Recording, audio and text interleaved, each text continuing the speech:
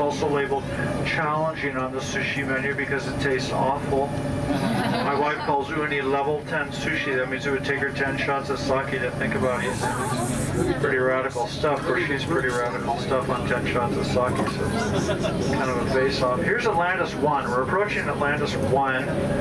We put her down here as an artificial reef.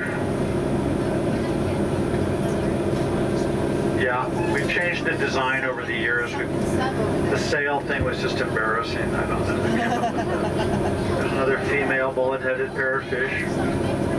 One day it might turn into a male.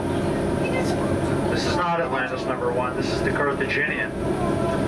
The Carthaginian used to sit in front of the library in Lahaina town as a whaling museum on the surface for about 30 years until her hull deteriorated to the point where she was unsafe to be aboard. The funding was not available to refurbish the vessel. Atlantis Submarine stepped up. We offered $1 to buy the vessel. She's 120 foot long. The dollar was gratefully accepted, and then it cost us $250,000 to sink her. Bought her for $1, cost $250,000 to sink it.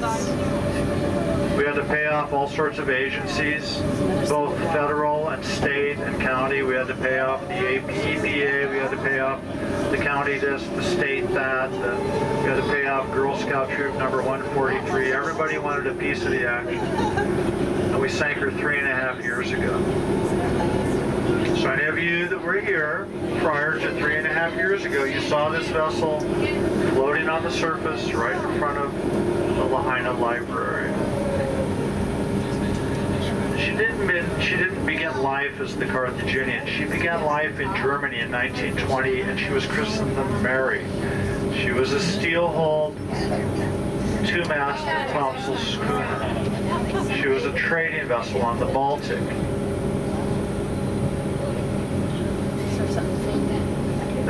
The Lahaina Restoration Foundation acquired this vessel to replace the original Carthaginian, which went aground on the reef outside Lahaina town. That vessel was a wooden-hulled brig used in the film Hawaii,